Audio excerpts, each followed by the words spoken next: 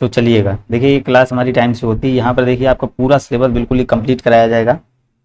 तो चलेंगे भाई, देखेंगे पहला क्वेश्चन देखेंगे आप सभी लोग। देखिएगा पहला क्वेश्चन का आप सभी लोग यहाँ पर राइट आंसर करेंगे, क्या हो जाएगा।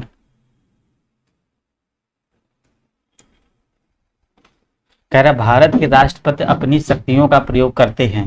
भारत का जो राष्ट्रपति होता है अपनी शक्तियों का प्रयोग करते हैं। नंबर ए देखेंगे, सीधे अथवा अपने अधीनस्थ अधिकारियों द्वारा, या फिर मंत्रियों द्वारा, या प्रधानमंत्री के द्वारा, या फिर मंत्रिमंडल के द्वारा। तो यहाँ पर आप सभी लोग कमेंट करिएगा क्या हो जाएगा। तो यहाँ पर बिल्कुल ही आपका देखिए ये नंबर करेक्ट होगा, सीधे अथवा अपने अधीनस्थ अधिकारियों के द्वारा। तो भारत के राष्ट्रपति अपनी शक्तियों का प्रयोग कैसे करते हैं, सीधे या फिर अधीनस्थ अधिकारियों के द्वारा करता है। देखिए आर्टिकल 52 में लिखा है, क्या लिखा है, आर्टिकल 52 कहता है भारत का एक राष्ट्रपति होगा, भारत का एक राष्ट्रपति होगा।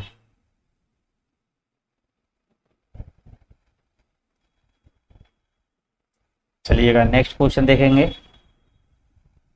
कह रहा है भारत के राष्ट्रपति का चुनाव किया जाता है, इंपॉर्टेंट क्वेश्चन। भारत के राष्ट्रपति का चुनाव किया जाता है प्रत्यक्ष निर्वाचन द्वारा, या फिर एकल हस्तांतरणीय मत प्रणाली द्वारा, या फिर अनुपातिक मत प्रणाली द्वारा, या फिर खुला बैलेट प्रणाली द्वारा। तो यहाँ पर आपको बताना है किस टाइप से किया जाता है। तो भारत में राष्ट्रपति का चुनाव किया जाता है, ये आपको बताना है। तो ये आपका देखिए किया जाता है, यहाँ पर आपका हो जाएगा एकल हस्तांतरणीय मत प्रणाली द्वारा, या फिर अनुपातिक मत प्रणाली द्वारा। तो ए, बी और सी, यहाँ का जो बी और सी बिल्कुल ही करेक्ट आंसर आपका बनेगा। बी और सी बिल्कुल ही आपका राइट आंसर यहाँ पर बन जाएगा। नेक्स्ट क्वेश्चन देखेंगे, भारतीय संविधान के 17वें संशोधन द्वारा भारत के राष्ट्रपति के चुनाव में जिन दो केंद्र शासित प्रदेशों को भाग लेने का अधिकार दिया गया, तो दिल्ली है या चंडीगढ़ है, दिल्ली तथा पुडुचेरी, या फिर दिल्ली तथा दमन दीव, या चंडीगढ़ या फिर पुडुचेरी। तो यहाँ पर आपको बताना है इस कौन सा राइट आंसर होगा भाई। यहाँ पर आप सभी लोगों को करना है, राइट आंसर करेंगे क्या हो जाएगा। तो बिल्कुल यहाँ देखेंगे आपका 3 नंबर, यहाँ पर बी नंबर हो जाएगा, दिल्ली और पुडुचेरी बिल्कुल ही करेक्ट आंसर हो जाएगा। कह रहा राष्ट्रपति के उम्मीदवार के लिए क्या आवश्यक नहीं है, राष्ट्रपति के उम्मीदवार के लिए क्या आवश्यक नहीं है, उसकी आयु 35 वर्ष हो, पढ़ा लिखा हो, संसद चुने जाने की योग्यता रखा हो, देश का नागरिक हो। यहाँ पर बताना है कौन सी योग्यता नहीं होनी चाहिए।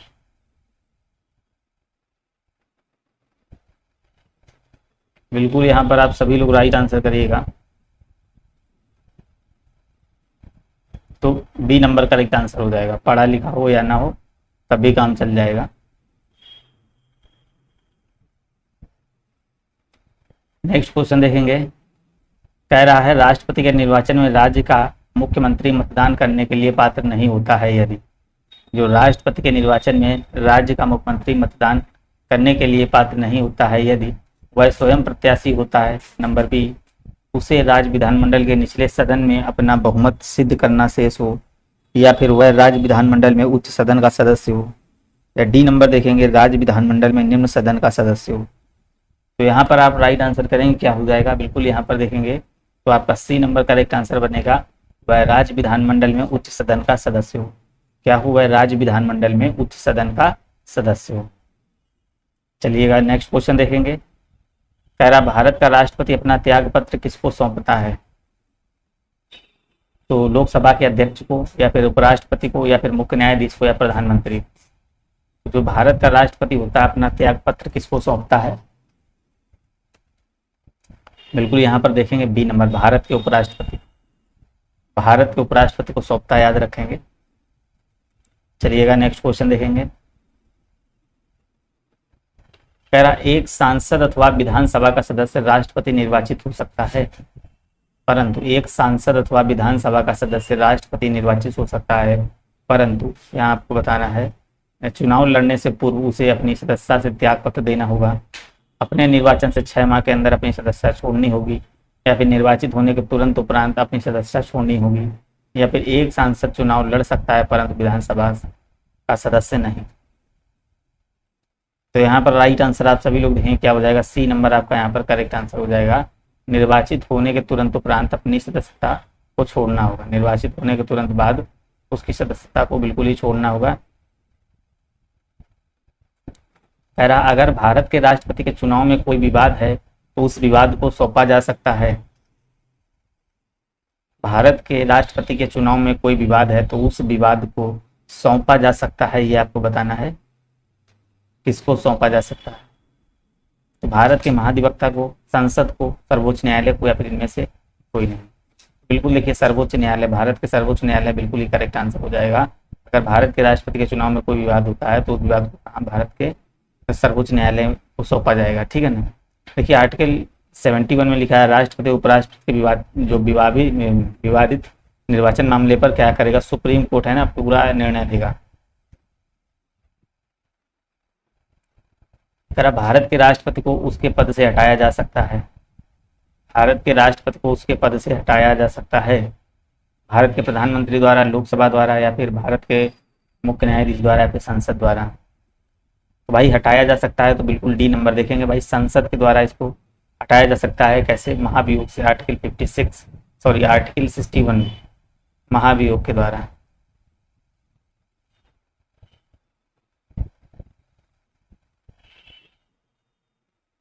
नेक्स्ट क्वेश्चन देखेंगे, कह रहा है राष्ट्रपति पर महाभियोग का आरोप सदस्य के किस सदन द्वारा लगाया जा सकता है।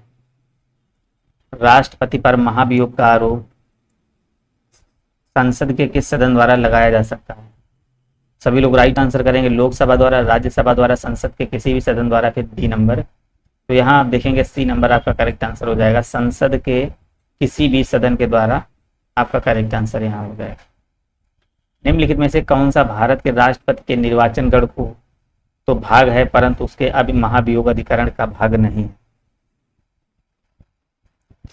देखेंगे यहाँ कह रहा है निम्नलिखित में से कौन सा भारत के राष्ट्रपति के निर्वाचन गण का तो भाग है परंतु उसके महाभियोग अधिकरण का भाग नहीं है। तो बिल्कुल देखिए यहाँ पर राइट आंसर हो जाएगा राज्यों की विधानसभाएं। क्या हो जाएगा, राज्यों की विधानसभाएं हो जाएगा, क्योंकि आर्टिकल 61 में देखिए महाभियोग से एक अर्ध न्यायिक प्रक्रिया है, इसको हटाया जा सकता है जो है ना, ये एक अर्ध न्यायिक प्रक्रिया जो संसद में चलाई जाती है। तो बिल्कुल याद रखेंगे कहाँ, किसके द्वारा, संसद से चलाई जाती है। किसी भी सदन द्वारा महाभियोग लगाया जा सकता है। भारत के राष्ट्रपति पर महाभियोग चलाने के लिए कम से कम कितने दिन पूर्व सूचना करनी होती है।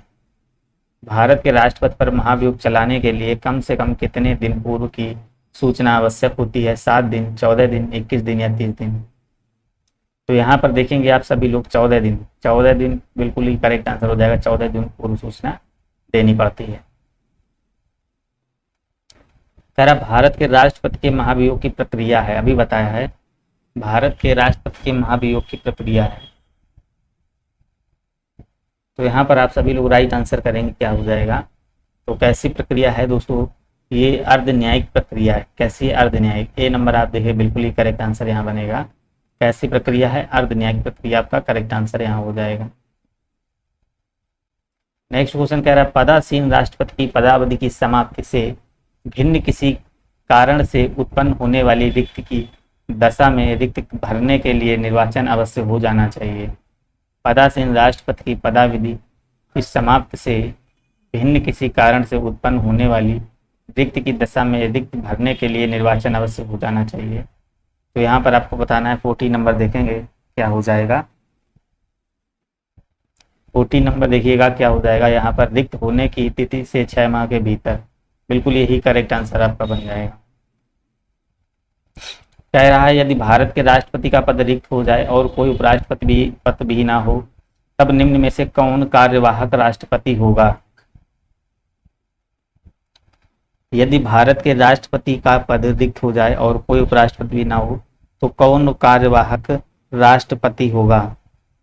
तो कौन हो जाएगा, भारत राज्यसभा का उपसभापति या भारत का महान्यायवादी या फिर लोकसभा का अध्यक्ष या डी नंबर सर्वोच्च न्यायालय का मुख्य न्यायाधीश। तो यहाँ पर आप देखेंगे डी नंबर बिल्कुल ही करेक्ट हो जाएगा। संविधान के निम्नलिखित अनुच्छेदों में से किस एक के अंतर्गत संघ की कार्यपालिका शक्तियां राष्ट्रपति में निहित हैं। अभी हमने बताया किस में निहित हैं, तो 51 या 52 या 53 या 54। बिल्कुल यहाँ पर आपको बताना है राइट आंसर क्या हो जाएगा? संविधान के निम्नलिखित अनुच्छेदों में से किस एक के अंतर्गत संघ की कार्यपालिका शक्तियां राष्ट्रपति में निहित हैं? तो यहाँ देखेंगे किसमें हो जाएगा, सी नंबर। सी नंबर आपका करेक्ट आंसर हो जाएगा। आर्टिकल 53 यहाँ पर बिल्कुल ही करेक्ट आंसर हो जाएगा। 53 बिल्कुल ही राइट आंसर। देखिए इसमें क्या है, संघ सरकार की समस्त कार्यपालिकाएं बिल्कुल ही निहित होती हैं। 51 की बात करेंगे तो यहाँ क्या होता है, अंतर्राष्ट्रीय शांति और सुरक्षा को बढ़ावा देने से रिलेटेड है। 52 क्या है, भारत का एक राष्ट्रपति होगा। 53 अभी बता चुके, संघ सरकार की समस्त कार्यपालिका शक्तियां राष्ट्रपति में निहित होंगी। और 54 से क्या हो जाएगा आपका, राष्ट्रपति का निर्वाचन हो जाएगा। राष्ट्रपति लोकसभा को कब भंग कर सकते हैं? राष्ट्रपति लोकसभा को कब भंग कर सकते हैं? तो भारत के प्रधान न्यायाधीश की अनुशंसा पर, या फिर लोकसभा की अनुशंसा पर, या फिर केंद्रीय मंत्रिमंडल की अनुशंसा पर, या फिर डी नंबर। तो भाई राष्ट्रपति लोकसभा को कब भंग कर सकते हैं? बिल्कुल यहाँ पर देखेंगे सी नंबर आपका करेक्ट आंसर हो जाएगा। क्या हो जाएगा, केंद्रीय मंत्रिमंडल की अनुशंसा पर उसको भंग कर सकते हैं। नेक्स्ट क्वेश्चन कह रहा है, भारतीय संसद का संयुक्त अधिवेशन निम्नलिखित में से कौन एक बुला सकता है? तो भारतीय संसद का संयुक्त अधिवेशन निम्नलिखित में से कौन एक बुला सकता है? तो बिल्कुल यहाँ पर देखेंगे आपका राइट आंसर क्या हो जाएगा, कौन बुला सकता है? राष्ट्रपति आप याद रखेंगे भाई, राष्ट्रपति आप बिल्कुल यहाँ पर याद रखेंगे। भारत के राष्ट्रपति ने जिस एकमात्र मामले में अपने वीटो की शक्ति का प्रयोग किया था वह था। भारत के राष्ट्रपति ने जिस एकमात्र मामले में अपने वीटो की शक्ति का प्रयोग किया था वह था हिंदू कोड बिल, या फिर पेप्सू विनिमय विधेयक, या फिर भारतीय डाकघर संशोधन विधेयक, या फिर दहेज प्रतिषेध विधेयक।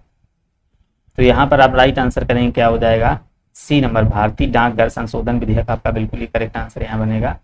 भारतीय डाकघर संशोधन विधेयक बिल्कुल ही राइट आंसर भाई बन जाएगा। नेक्स्ट क्वेश्चन कह रहा है, संविधान के अनुसार इनमें से राष्ट्रपति की विधायी शक्ति कौन सी है? राष्ट्रपति की विधायी शक्ति आपको बतानी कौन सी है? तो भाई संसद सत्र का आहूत करना, संसद का सत्रावसान करना, या फिर संसद की बैठक स्थगित करना, या फिर अध्यादेश जारी करना। तो यहाँ पर देखिए कह रहा है संविधान के अनुसार इनमें से राष्ट्रपति की विधायी शक्ति कौन सी हो जाएगी? अध्यादेश जारी करना। क्या हो जाएगा भाई? अध्यादेश जारी करना, वो आपका करेक्ट आंसर यहाँ हो जाएगा। चलिएगा नेक्स्ट क्वेश्चन देखेंगे। राष्ट्रपति द्वारा जारी एक अध्यादेश संसद के सत्र शुरू होने के बाद कितने समय तक रखा जाना आवश्यक है? कितने समय तक रखा जाना आवश्यक है? 1 माह, 6 सप्ताह, 8 सप्ताह, या फिर 6 माह। तो राष्ट्रपति द्वारा जारी एक अध्यादेश संसद के सत्र शुरू होने के बाद कितने समय तक रखा जाना आवश्यक है? तो बिल्कुल यहाँ देखेंगे बी नंबर आपका 6 सप्ताह। सत्र शुरू होने के बाद 6 सप्ताह के अंदर बिल्कुल अनुमोदन चलिएगा। नेक्स्ट क्वेश्चन देखेंगे आप सभी लोग। कह रहा है संविधान असाधारण परिस्थितियों में राष्ट्रपति को राज्यपाल के कृत्यों के निर्वहन हेतु उपबंध कर सकते हैं। ये आपको बताना है।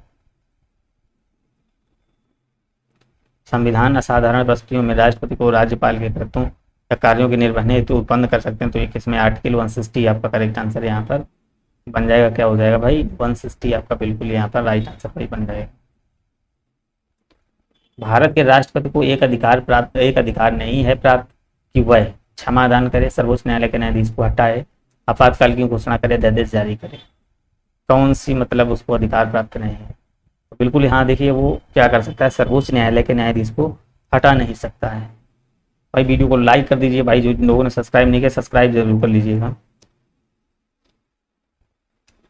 चलिएगा नेक्स्ट क्वेश्चन देखेंगे। कह रहा भारतीय संविधान का कौन सा अनुच्छेद राष्ट्रपति को उच्चतम न्यायालय से परामर्श करने की शक्ति प्रदान करता है? ये आपको बताना है। राष्ट्रपति से कह रहा है, राष्ट्रपति को उच्चतम न्यायालय से कह रहा है परामर्श करने की शक्ति प्रदान करता है। वो आपको बताना है कौन प्रदान करता है। तो बिल्कुल देखिए आर्टिकल 143 आपका करेक्ट आंसर हो जाएगा। क्या हो जाएगा? यहाँ पर सी नंबर आपका करेक्ट आंसर हो जाएगा। आर्टिकल 129 की बात करेंगे तो यहाँ क्या होता है, उच्चतम न्यायालय का अभिलेख न्यायालय होना। और इसके बाद 143 का मतलब है इसका न्यायालय से परामर्श करने की राष्ट्रपति की शक्ति। और आर्टिकल 32 सभी को पता है, संवैधानिक उपचारों का अधिकार है, या फिर इसी को कहा बी आर अम्बेडकर ने कहा था संविधान की आत्मा। कह रहा है निम्न में से भारत का राष्ट्रपति किसकी नियुक्त नहीं करता है। भारत का राष्ट्रपति भाई किसकी नियुक्त नहीं करता है, ये आपको बताना है। उपराष्ट्रपति, प्रधानमंत्री, राज्यपाल या मुख्य निर्वाचन आयोग। तो ये आपको यहाँ पर राइट आंसर करना है, किसकी नियुक्ति नहीं करता है। बिल्कुल आप करेक्ट आंसर करेंगे 25 नंबर पे। तो यहाँ पर आपका देखिए उपराष्ट्रपति, राष्ट्रपति उपराष्ट्रपति की नियुक्ति नहीं करता, क्योंकि आर्टिकल 66 के अनुसार उपराष्ट्रपति का क्या होता है भाई, निर्वाचन किया जाता है। ठीक है ना। चलिएगा नेक्स्ट क्वेश्चन देखेंगे।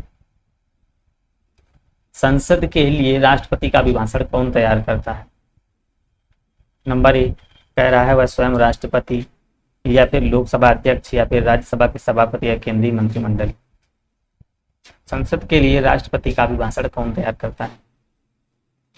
तो बिल्कुल यहाँ पर जानेंगे क्या हो जाएगा, डी नंबर, केंद्रीय मंत्रिमंडल। केंद्रीय मंत्रिमंडल आपका क्या हो जाएगा, तो यहाँ पर आपका डी नंबर करेक्ट आंसर हो जाएगा, डी नंबर। क्योंकि वास्तविक कार्यपालिका शक्ति केंद्रीय मंत्रिमंडल में निहित होती है, तो इसको याद रखेंगे, वास्तविक कार्यपालिका शक्ति केंद्रीय मंत्रिमंडल में निहित होती है। तो कौन देखिए तैयार करता है, केंद्रीय मंत्रिमंडल। चलिएगा, निम्नलिखित भारत के राष्ट्रपतियों में कौन दार्शनिक राजा अथवा दार्शनिक शासक के रूप में जाना जाता है।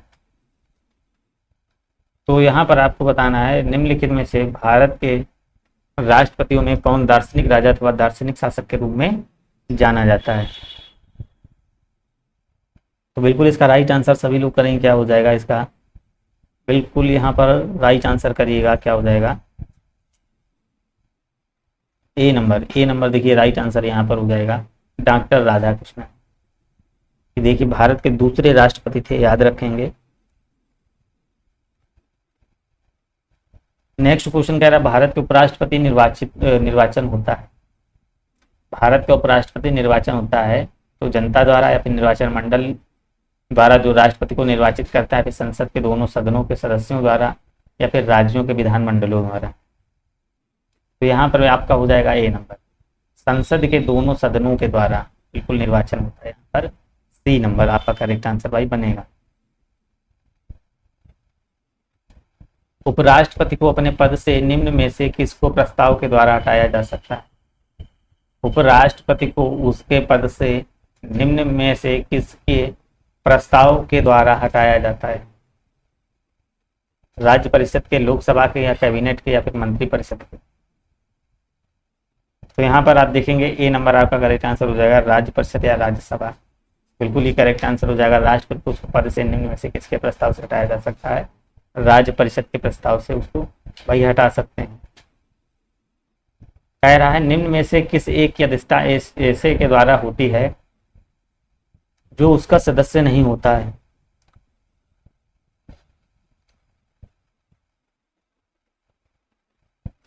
तो लोकसभा या विधानसभा या राज्यसभा या फिर मंत्री परिषद।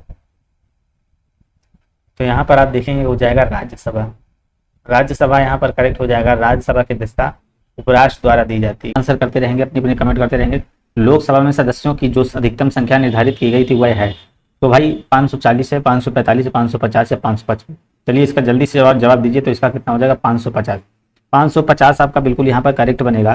देखिए मैक्सिमम सीट कितनी थी, मैक्सिमम सीट आपकी 552, जिसमें क्या था देखिए 532 आपकी इलेक्ट होती थी स्टेट से चुनी जाती थी, और इसके बाद याद रखेंगे 20 आपकी यूटीज से थी, और 2 आपको एंग्लो इंडियन थे। तो एंग्लो इंडियन को आपको हटा दिया गया।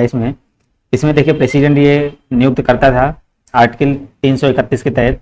तो 104 संविधान संशोधन अभी हुआ था 2019 में, ठीक है ना। ये आया था 104वां संविधान संशोधन 2019 में। तो यहाँ क्या किया था, जनवरी 2020 से इसमें आंग्ल भारतीयों को नियुक्त करने का ये प्रावधान हटा दिया गया था। तो प्रेजेंट टाइम में लोकसभा की सीटें कितनी, 550। चलिएगा यहाँ पर देखिएगा भाई, करा संविधान के किस संशोधन ने लोकसभा के सदस्यों की संख्या बढ़ाकर 525 से 545 कर दी। यहाँ पर आपको बताना है 525 से बढ़ाकर कितनी कर दी, 545 कर दी। तो ये आपको बताना है। तो 31वां संविधान, 35वां या 42वां या फिर 45वां, तो किस में कर दी? तो यहाँ पर आपका हो जाएगा ए नंबर, 31वां संविधान संशोधन 1973। 1973 में इसमें क्या था? पहले देखिए राज्यों में सीटें 500 थी, तो 1973 में कितनी? 525 हो गई। और केंद्र में यहाँ सीटें थी 25, तो केंद्र में 25 से 20 कर दी गई, तो 545 आपका यहाँ पर करेक्ट आंसर हो जाएगा।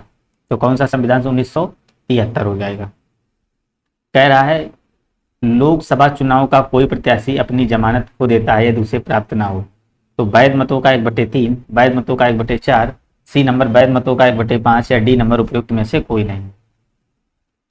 तो यहाँ पर आपको बताना है, तो यहाँ पर आपका डी नंबर करेक्ट आंसर हो जाएगा, डी नंबर। वैध मतों का कितना भाग होना चाहिए? वैध मतों का होना चाहिए 1/6, वैध मतों का 1/6 भाग होना चाहिए।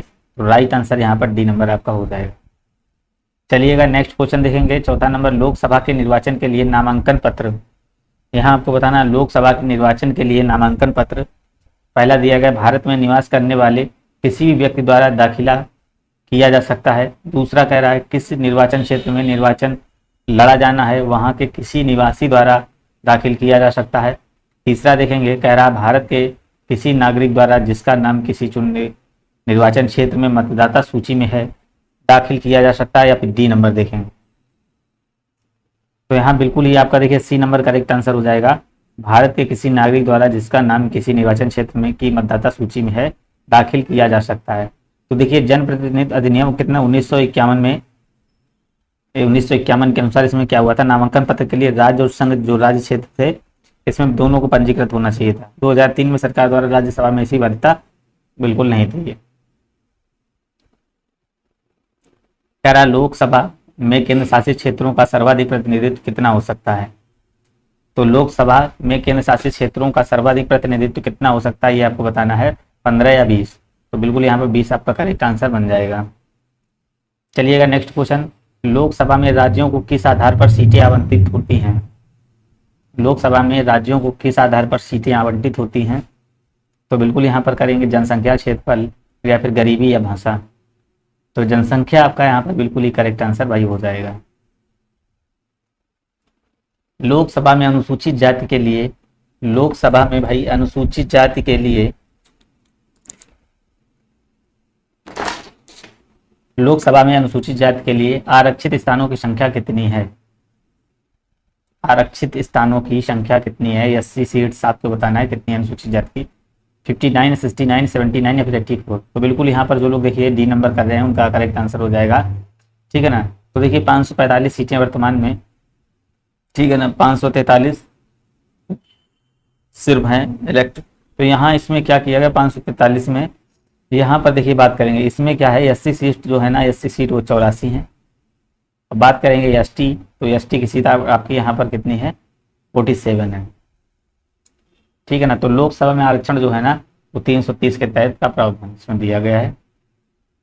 चलिए, लोकसभा में आंग्ल भारतीय समुदाय से सदस्य मनोनीत करने की शक्ति किसके पास थी। लोकसभा में आंग्ल भारतीय समुदाय से सदस्य मनोनीत करने की शक्ति किसके पास थी। तो अल्पसंख्यक के पास भारत के राष्ट्रपति या फिर प्रधानमंत्री या फिर उपराष्ट्रपति।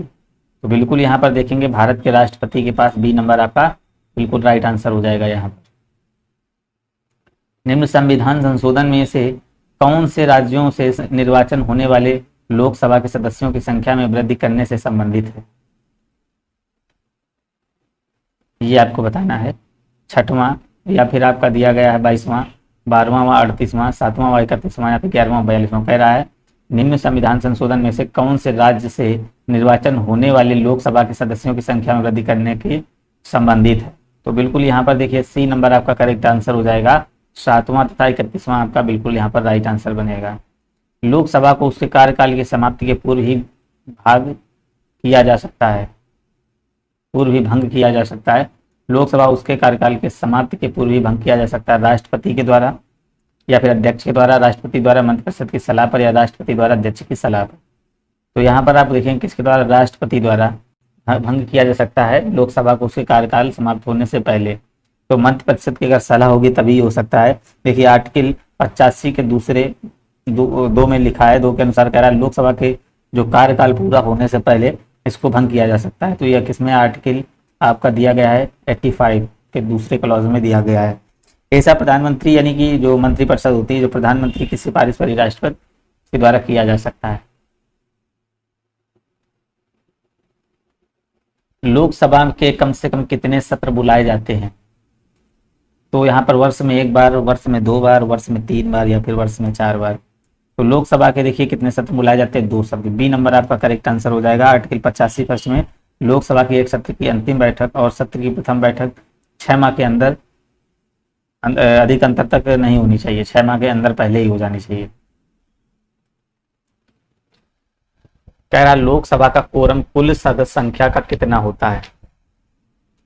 तो लोकसभा का कोरम कुल सदस्य संख्या का कितना होता है, तो ये आपको बताना है कितना होता है भाई। तो 1/10 होता है। नेक्स्ट क्वेश्चन है आपका, कह रहा संघीय क्षेत्रों को प्रतिनिधित्व प्राप्त है, संघीय क्षेत्रों को प्रतिनिधित्व प्राप्त है, और इसके बाद कह रहा लोकसभा में, राज्यसभा में या संसद के दोनों सदनों में या फिर उपर्युक्त में से कोई नहीं, या फिर उपर्युक्त में से कोई नहीं। तो यहाँ पर आपको 13 का राइट आंसर करना है। संसद के दोनों सदनों में आपका करेक्ट आंसर यहाँ हो जाएगा। कह रहा है लोकसभा की बैठक समाप्त की जा सकती है, लोकसभा की बैठक समाप्त की जा सकती है स्थगन द्वारा, सत्रावसान द्वारा, विघटन द्वारा या उपर्युक्त में से किसी के द्वारा नहीं। तो लोकसभा की बैठक समाप्त की जा सकती है तो उपर्युक्त सभी के द्वारा। स्थगन द्वारा भी देखिए, ये लोकसभा के स्थगन द्वारा जब ये समाप्त की जाएगी तो ये कौन करेगा? ये करेगा लोकसभा अध्यक्ष, लोकसभा अध्यक्ष करेगा। और इसके बाद देखिए सत्रावसान द्वारा जब करेगा तो ये आर्टिकल 85(2) के अनुसार पूरा दिया गया है। और विघटन के द्वारा देखिए, विघटन ये किसके द्वारा? राष्ट्रपति के द्वारा, ये प्रेसिडेंट के द्वारा। चलिएगा नेक्स्ट क्वेश्चन देखेंगे। कह रहा निम्नलिखित में से कौन लोकसभा के सत्र का अवसान करने के लिए प्राधिकृत है? प्राधिकृत है ये आपको बताना है। लोकसभा का अध्यक्ष, और आपका दिया गया है महान्यायवादी या संसदीय कार्य मंत्री या फिर राष्ट्रपति। तो निम्नलिखित में से कौन लोकसभा के सत्र का अवसान करने के लिए प्राधिकृत है? तो बिल्कुल यहाँ पर आप देखेंगे डी नंबर राष्ट्रपति आपका यहाँ पर बिल्कुल ही करेक्ट आंसर हो जाएगा। डी नंबर आपका बिल्कुल यहाँ पर राइट आंसर बनेगा। 60 नंबर देखेंगे, लोकसभा का कार्यकाल आपको बताना है। 60 नंबर लोकसभा का कार्यकाल किसी भी परिस्थिति में नहीं बढ़ाया जा सकता, या फिर एक बार में 6 महीने तक के लिए बढ़ाया जा सकता है। सी नंबर कह रहा आपातकाल की घोषणा के दौरान एक बार में 1 वर्ष तक के लिए बढ़ाया जा सकता है। तो ये बिल्कुल आपका यहाँ पर करेक्ट आंसर हो जाएगा, सी नंबर। नेक्स्ट क्वेश्चन देखेंगे, एक एमपी की सीट को रिक्त घोषित किया जा सकता है यदि वह सदन में से लगातार की अवधि के लिए अनुपस्थित रहता है। एक एमपी की सीट को अतिरिक्त घोषित किया जा सकता है यदि वह सदन से लगातार की अवधि के लिए अनुपस्थित रहता है। तो यहाँ पर आपको बताना है अनुपस्थित रहता है क्या हो जाएगा। तो बिल्कुल यहाँ पर आपका बिल्कुल क्या राइट आंसर बी नंबर हो जाएगा। कितना? 2 माह, या मतलब आप लोग याद रखेंगे 60 दिन, 2 माह या फिर 60 दिन। नेक्स्ट क्वेश्चन देखें, कौन सा राज्य सबसे अधिक प्रतिनिधित्व लोकसभा में भेजता है? कौन सा राज्य है? सभी को पता है, बिहार, मध्य प्रदेश, आपका पश्चिम बंगाल या फिर उत्तर प्रदेश। कह रहा किसमें सबसे ज्यादा लोकसभा में प्रतिनिधित्व भेजता है? तो बिल्कुल देखिए आपका राइट आंसर यहाँ यूपी हो जाएगा। 80 लोकसभा में सीटें, राज्यसभा में इसकी 31 हैं। ठीक है ना। बिहार में देखिए कितनी थी? बिहार में 140 है, पंजाब में 42 है, सॉरी पश्चिम बंगाल में 42 है, पश्चिम बंगाल में 42 है, और आपका एमपी में है जो ना, तो यहाँ पर है 29।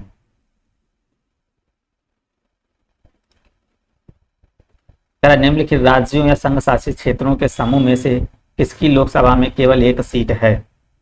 किसकी लोकसभा में केवल एक सीट है, ये आपको बताना है। तो देखिए चंडीगढ़, सिक्किम और मिजोरम। कह रहा लोकसभा का पहला आम चुनाव कब हुआ था? लोकसभा का भाई पहला आम चुनाव कब हुआ था? तो बिल्कुल यहाँ पर आपको बताना है। देखिए लोकसभा का पहला जो आम चुनाव हुआ था तो ये आपका 1952 में हुआ था। कब भाई हुआ? 1952 में हुआ था। 23 अक्टूबर 1951 से 21 फरवरी और आपका 1952 तक। इसमें देखिए कितनी सीटों का चुनाव हुआ था? 489 सीटों के लिए इसमें देखिए चुनाव किया गया था। और एक चीज है यहाँ पर याद रखेंगे, प्रथम लोकसभा का पहला अधिवेशन, प्रथम लोकसभा का पहला अधिवेशन 13 मई 1952 को हुआ था। चलिएगा नेक्स्ट क्वेश्चन देखेंगे। वर्तमान में लोकसभा में निर्वाचन क्षेत्र के लिए चुनाव व्यय की अधिकतम सीमा क्या है? वर्तमान में लोकसभा में निर्वाचन क्षेत्र के लिए चुनाव व्यय की अधिकतम सीमा क्या है?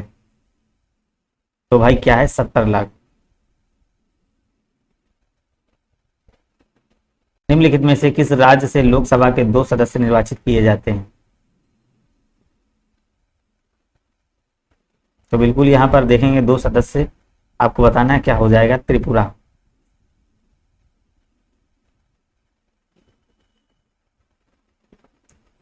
ट्वेंटी फोर देखिएगा भाई, किस लोकसभा का कार्यकाल लगभग 6 वर्ष था? किस लोकसभा का कार्यकाल लगभग 6 वर्ष था? 5वीं, और आपका देखिए दिया गया 7वीं या फिर 9वीं या फिर 11वीं। तो यहाँ पर आप देखेंगे 5वीं लोकसभा कौन सी हो जाएगी? 5वीं लोकसभा। तो इसका देखिए कार्यकाल कितना था? 6 वर्ष था। 5वीं लोकसभा कब थी? 19 मार्च 1971 से लगा 18 मार्च 1970 तक। तो यहाँ पर आपका फर्स्ट नंबर बिल्कुल ही सही हो जाएगा। 25 नंबर देखेंगे क्वेश्चन, कह रहा है लोकसभा का नेता कौन है?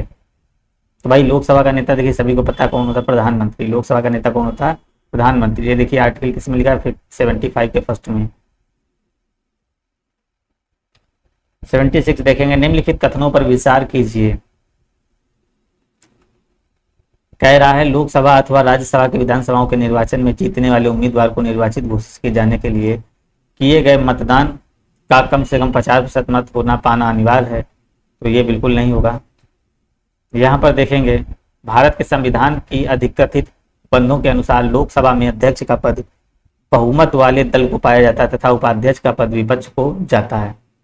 तो यहाँ पर आपको बताएंगे, सभी लोग इसका राइट आंसर करेंगे तो डी नंबर आपका करेक्ट हो जाएगा, दोनों ऑप्शन से नहीं होंगे। कह रहा भारत में लोकसभा का अध्यक्ष है, मनोनीत किया जाता है, चयनित किया जाता है, निर्वाचित किया जाता है, नियुक्त किया जाता है। तो भाई देखिए भारत में लोकसभा का जो स्पीकर होता है तो ये क्या किया जाता है दोस्तों? चयनित किया जाता है। क्या किया जाता है? चयनित। चयनित का मतलब क्या होता है?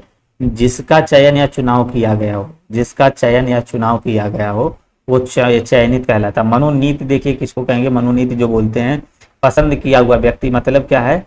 जिसका किसी काम के लिए नाम लिखा गया हो, मतलब जिसका किसी काम के लिए नाम लिखा गया हो, एक तरीके पसंद किया हुआ शख्स, वो मनोनीत कहलाता है। और जैसे निर्वाचित, निर्वाचित की बात करते हैं जिसको चुना गया हो, चुन लिया गया हो, मतलब एक तरीके चुन लिया गया हो, अन्य सबसे अधिक महत्व दिया गया हो। नियुक्ति की बात करेंगे, जो नियुक्ति अगर पूछे तो नियुक्ति की बात होती है किसी भी पद के लिए किसी को नियुक्त करना। तो ठीक है, याद रखें चयनित, जिसका चयन या चुनाव किया गया हो। निम्न में से कौन अपने पद की शपथ नहीं लेता है? राष्ट्रपति, उपराष्ट्रपति, स्पीकर या प्रधानमंत्री? निम्नलिखित में से कौन अपने पद की शपथ नहीं लेता है? तो कौन नहीं लेता भाई? स्पीकर नहीं लेता। याद रखेंगे लोकसभा का अध्यक्ष होता है, अपने पद की शपथ नहीं लेता क्योंकि वह पहले ही लोकसभा सदस्य जो सांसद के तौर पर वो क्या शपथ ग्रहण कर चुका होता है। लोकसभा का अध्यक्ष अपना त्याग पत्र किसे सौंपता है? अपना त्याग पत्र किसको सौंपता है? तो भारत के महान्यायवादी को, भारत के राष्ट्रपति को, या फिर उपाध्यक्ष को, या फिर भारत के मुख्य न्यायाधीश को। तो यहाँ आपको बताना है लोकसभा का अध्यक्ष अपना त्याग पत्र किसको सौंपता है? तो उपाध्यक्ष। आपका सी नंबर यहाँ पर बिल्कुल ही करेक्ट हो जाएगा। लोकसभा के अध्यक्ष को कैसे हटाया जा सकता है? लोकसभा के अध्यक्ष को कैसे हटाया जा सकता है? नंबर ए देखेंगे, लोकसभा के उपस्थित सदस्यों के 2/3 बहुमत से पारित संकल्प द्वारा, या फिर दूसरा लोकसभा के सभी सदस्यों के बहुमत से पारित संकल्प के द्वारा, या फिर प्रधानमंत्री की सिफारिश पर राष्ट्रपति के द्वारा। तो इसको कैसे हटाया जा सकता है ये आपको बताना है।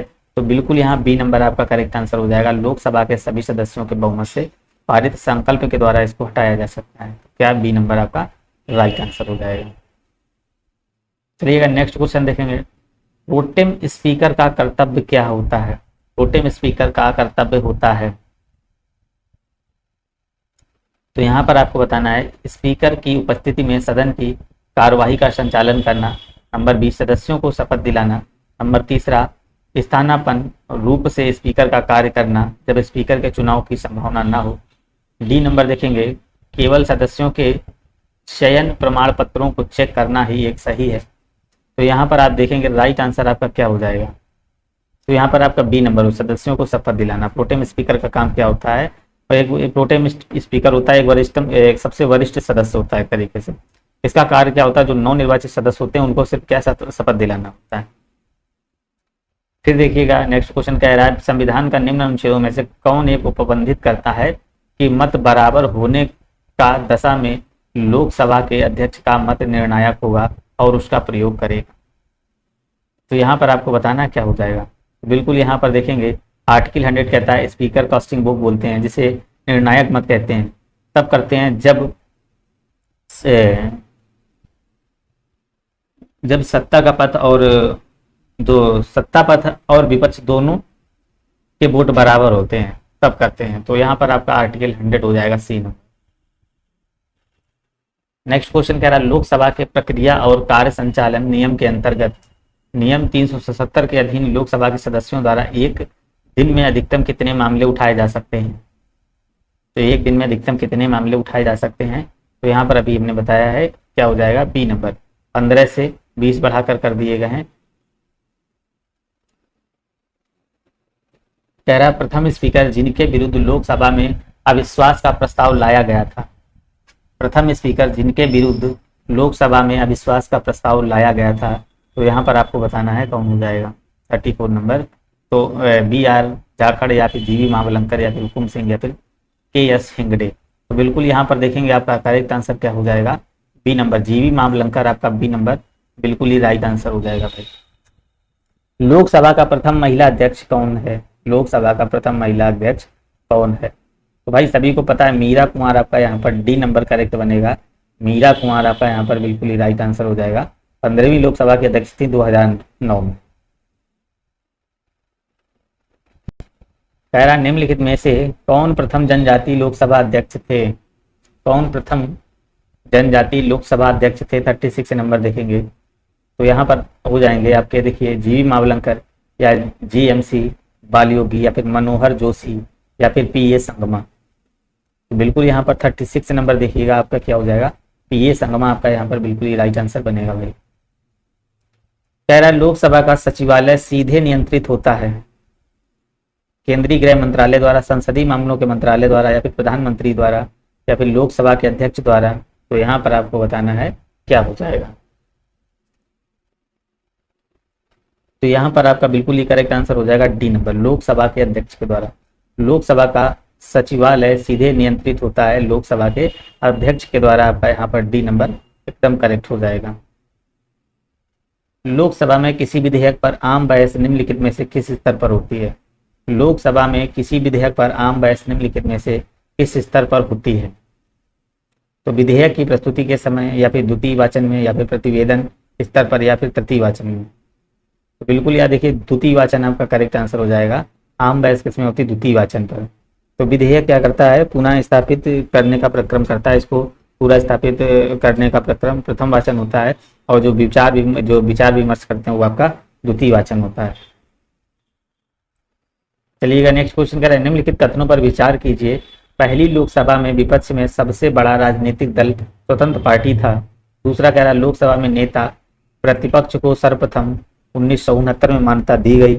तीसरा कह रहा लोकसभा में यदि किसी दल के न्यूनतम 75 सदस्य ना हो तो उसके नेता को नेता प्रतिपक्ष के रूप में मान्यता नहीं मिल सकती। तो यहाँ पर आपको राइट आंसर करना क्या हो जाएगा, तो यहाँ पर आपका देखिए बी नंबर करेक्ट आंसर हो जाएगा। क्या हो जाएगा, लोकसभा में नेता प्रतिपक्ष को समर्थन 1969 में मान्यता दी गई। इस सभा में होते हैं, यहाँ पर क्वेश्चन को पढ़ेंगे और सभी लोग इसका राइट आंसर करेंगे।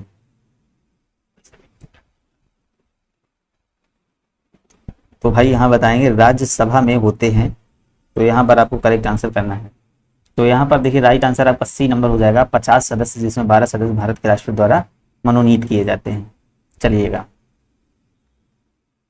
नेक्स्ट क्वेश्चन से देखेंगे, राज्यसभा में राज्यों को प्रतिनिधित्व निम्नलिखित में से किस आधार पर दिया जाता है। राज्यसभा में राज्यों को प्रतिनिधित्व किस आधार पर दिया जाता है, तो ये आपको बताना है प्रत्येक राज्य के लिए बराबर या फिर उनकी जनसंख्या के अनुपात में स्थान या फिर उनके क्षेत्रफल के अनुपात में स्थान या फिर डी नंबर देखेंगे।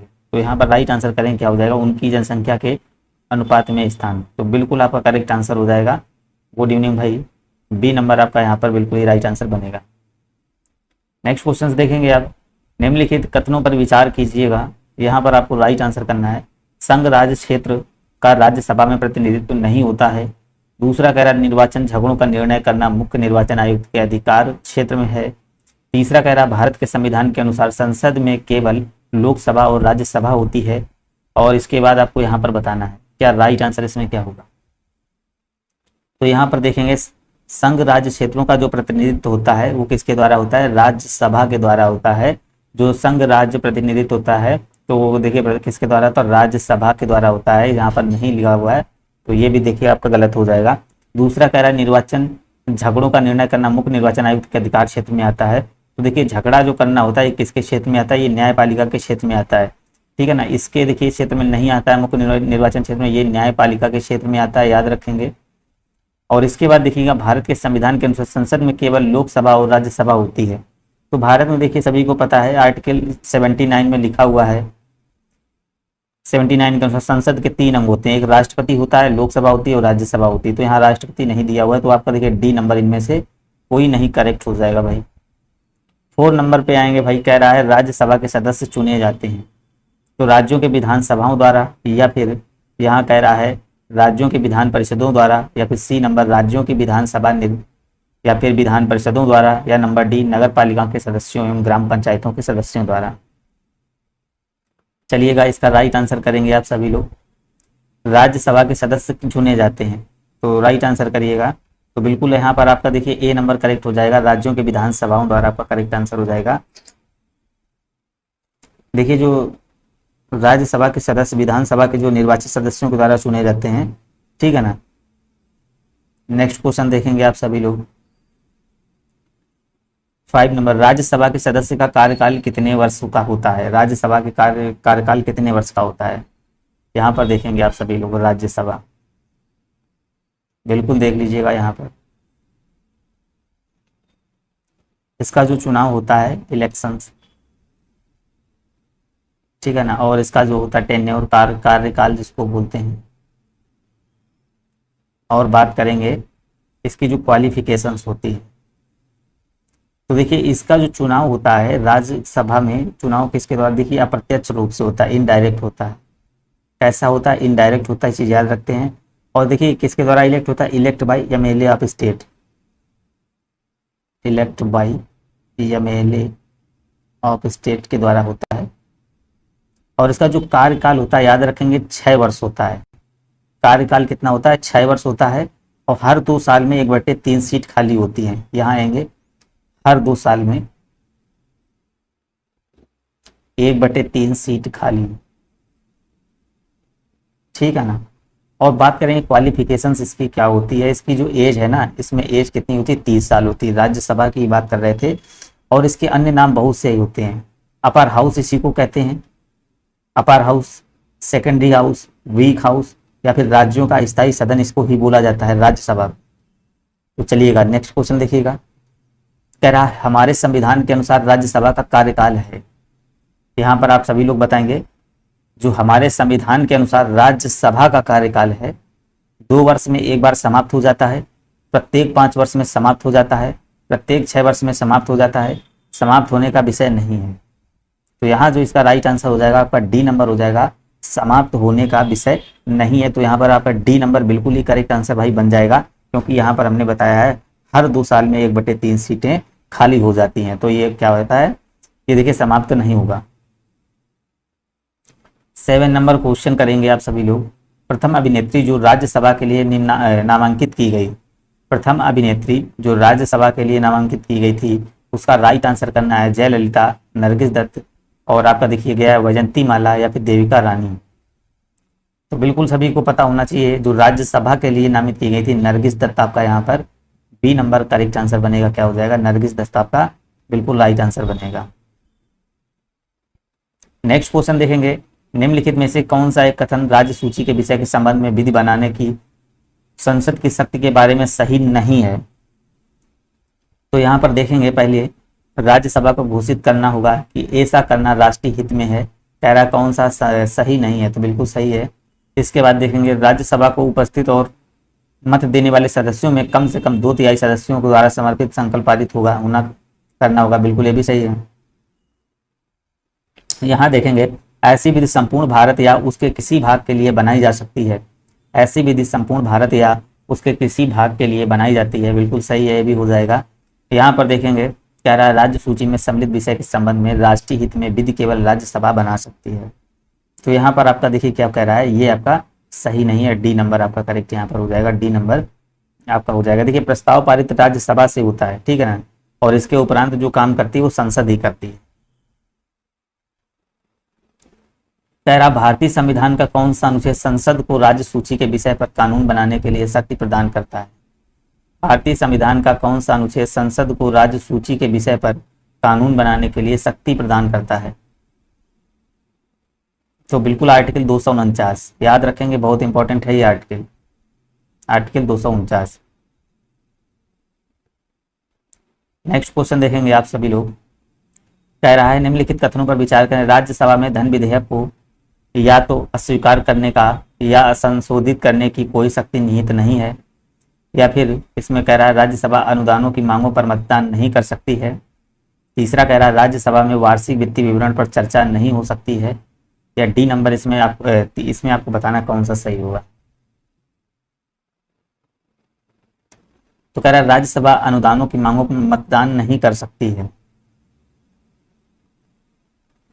तो ये आपको यहाँ पर राइट आंसर करना क्या हो जाएगा, तो यहाँ पर आपका हो जाएगा, देखिए राज्यसभा अनुदानों की मांगों पर मतदान नहीं कर सकती है, दूसरा क्या है, और यहाँ पर राज्यसभा में वार्षिक वित्तीय विवरण पर चर्चा नहीं हो सकती है। तो यहाँ पर देखिए करेक्ट जो आंसर होगा आपका पहला और दूसरा बिल्कुल सही हो जाएगा, ये नहीं होगा। कह रहा है राज्यसभा में धन विधेयक को या तो अस्वीकार करने को संशोधित करने के लिए कोई शक्ति नहीं। देखिए यहाँ पर देखेंगे इसको, जो ये आपका मनी बिल होता है, धन विधेयक जिसको बोलते हैं, मनी बिल या फिर धन विधेयक इसको बोलते हैं, ये देखिए कौन डिसाइड करता है, ये भाई डिसाइड करता है कौन, ये स्पीकर ऑफ लोकसभा, लोकसभा का अध्यक्ष, लोकसभा का अध्यक्ष ये क्या करता है, इसको डिसाइड करता है, ठीक है ना। अब यहाँ से जो आर्टिकल 109 में दिया गया, पूरा आर्टिकल 109 में दिया गया, जो आपका मनी बिल है, धन विधेयक है, ये सबसे पहले पारित होकर कहाँ जाता है, प्रेसिडेंट के पास जाएगा, राष्ट्रपति के पास जाता है, राष्ट्रपति फिर क्या यहाँ पर रिकमेंडेशन करता है, रिकमेंडेशन के बाद ये फिर जाता है लोकसभा के पास। अच्छा, लोकसभा के बाद ये उस लोकसभा के बाद जब पारित हो जाता है लोकसभा से, फिर जाता है ये राज्यसभा में, फिर जाता है भाई राज्यसभा में। राज्यसभा क्या करती है, राज्यसभा अगर चाहे तो इसको 14 दिन तक से होल्ड कर सकती है। राज्यसभा से ये बिल फिर क्या करता है, लोकसभा में ही चला जाता है, फिर लोकसभा इसको पास करती है, तब ये बिल पास हो जाता है। तो इसलिए इसमें राइट आंसर आपका बी नंबर बिल्कुल ही करेक्ट बनेगा भाई। नेक्स्ट क्वेश्चन देखेंगे आप सभी लोग, निम्नलिखित में से किसके संबंध में राज्यसभा का अनन्य अधिकार है। राज्यसभा का अनन्य अधिकार है राष्ट्रपति को अपदस्थ करने हेतु कार्यवाही प्रारंभ करना, या फिर सर्वोच्च न्यायालय के न्यायाधीशों को अपदस्थ करने हेतु कार्यवाही करना, या तीसरा कह रहा है इसमें एक नई अखिल भारतीय सेवा के सृजन हेतु संतुष्टि करना, या फिर उपरोक्त में से कोई नहीं। देखिए निम्नलिखित में से किसके संबंध में राज्यसभा का अनन्य अधिकार है, तो बिल्कुल यहाँ पर देखिए सी नंबर करेक्ट हो जाएगा, एक नई अखिल भारतीय सेवा के सृजन हेतु संतुष्टि करना। तो बिल्कुल यहाँ पर देखिए हो जाएगा सी नंबर। आर्टिकल जो आपका 312 है, 312 में आपको देखिए अखिल भारतीय सेवाओं के बारे में बताया गया है, अखिल भारतीय सेवाओं, अखिल भारतीय सेवाओं को इसमें क्या है, देखिए ये राज्यसभा के द्वारा पारित होता है। इसमें IAS, IPS और IAS के बारे में तीनों लोगों के बारे में बताया गया है। कह रहा है यदि सरकार राज्यसभा में पराजित हो जाए तो क्या होता है, तो क्या होता है, प्रधानमंत्री अपना त्याग पर दे देता है, संसद भंग हो जाती है, राष्ट्रपति शासन लागू हो जाता है, उपरोक्त में से कुछ नहीं होता। तो क्या होता है, उपरोक्त में से भाई कुछ नहीं होता, सरकार के ऊपर कोई देखिए प्रभाव नहीं पड़ता है, क्योंकि यहाँ क्या आर्टिकल 75 का 3 है, उसमें लिखा है सरकार लोकसभा के प्रति सामूहिक रूप से उत्तरदायी है। तो डी नंबर आपका यहाँ पर बिल्कुल ही राइट आंसर बन जाएगा भाई। निम्नलिखित कथनों में से कौन एक भारत के संविधान की चौथी अनुसूची में को सही वर्णित करता है, भारत के संविधान की चौथी अनुसूची को सही वर्णित करता है। तो यहाँ आपको बताना इनमें संघ और राज्यों के बीच शक्तियों का विवरण सूचीबद्ध है, या फिर इसमें संविधान में सूचीबद्ध भाषाएं हैं, जनजातीय क्षेत्रों का प्रशासन, या इनमें से कोई नहीं, या फिर इनमें राज्यसभा में स्थानों का आवंटन है। तो आपका डी नंबर करेक्ट आंसर हो जाएगा। देखिए आर्टिकल जो 4 चौथी अनुसूची है, इसमें कहा गया राज्यसभा में जो राज्यों के लिए अलग अलग स्थान का आवंटन किया गया है, ठीक है ना। और जो आपकी है ना ये संघ और राज्य शक्ति के बीच जो दिया गया ये किस आर्टिकल में है, ये आपकी 7वीं अनुसूची में, ये आपकी 7वीं अनुसूची में दिया गया है, 8वीं अनुसूची में इसमें सारी भाषाएं दी गई हैं। बिल्कुल, चलिएगा, निम्नलिखित में से कौन सा सही सुमेलित नहीं है? आपको बताना है कौन सा सुमेलित नहीं है। इसका ऑप्शन नहीं भाई, कौन सा सुमेलित नहीं है?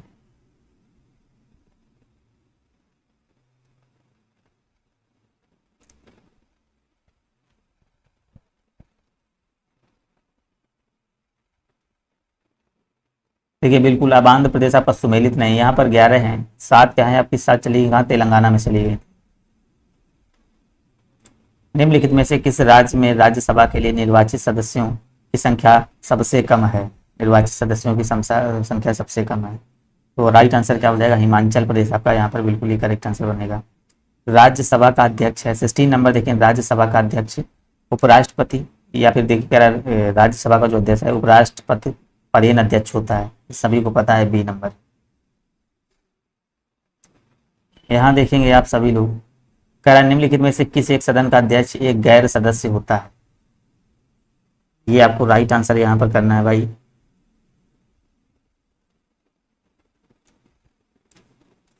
गैर सदस्य होता है 70 नंबर का, देखिए कौन सा होता है? बिल्कुल राज्यसभा होती है।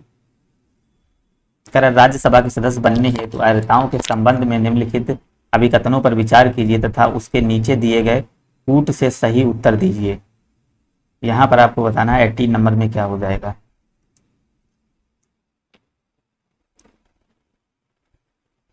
अठारह नंबर में देखेंगे, उम्र कम से कम 30 वर्ष होनी चाहिए, बिल्कुल सही है, उम्र कम से कम 30 वर्ष होनी चाहिए। दूसरा, जहाँ से अभ्यर्थी को निर्वाचित किया जाता है उस राज्य की मतदाता सूची मतदाता के रूप पंजीकृत होना चाहिए, ये तो नहीं होगा। इसके बाद कह रहा है राज्य के अंतर्गत लाभ का पत्र निर्धारित नहीं होना चाहिए, ये भी सही है आपका। तो आपका देखिए बी नंबर यहाँ पर बिल्कुल ही करेक्ट आंसर बनेगा, पहला और तीसरा आपका राइट आंसर।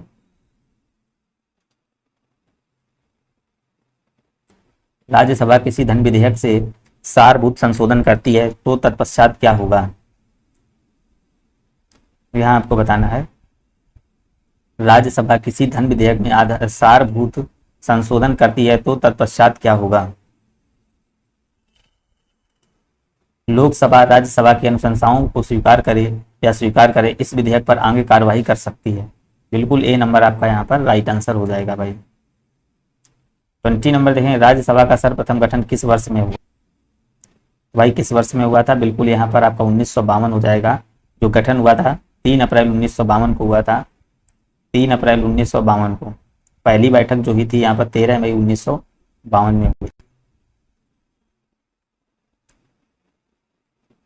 निम्नलिखित में से कौन राज्यसभा का सदस्य होते हुए भी लोकसभा की कार्यवाही में भाग ले सकता है?